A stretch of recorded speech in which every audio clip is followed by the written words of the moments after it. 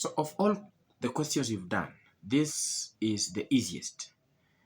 Imagine a question is asking you to get the equation of a quadratic what? Arrangement.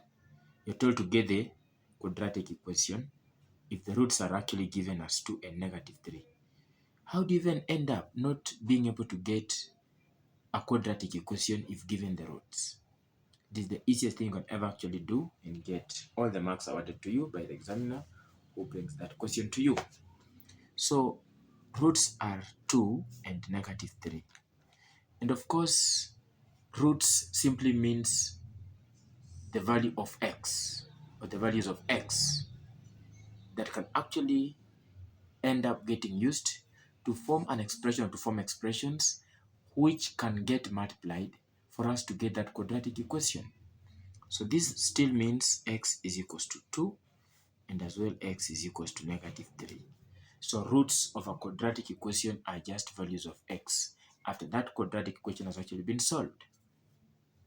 So I'll form an expression here. So I'm going to have x minus 2 and this is going to be x plus 3 because this gets taken to this end.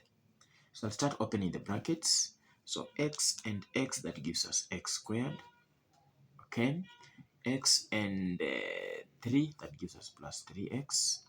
Then -2 and x, that gives us -2x. Then -2 times +3, that gives us -6. And this must be equal to 0 because this is a quadratic expression.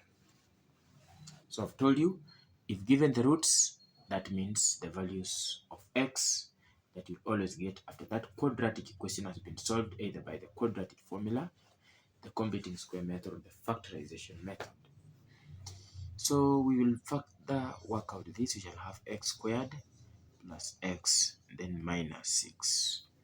That gives us the final answer for that expression, which is now a quadratic equation. So that means when this equation gets solved, we're going to get two values of x, which are x as 2 and x as -3.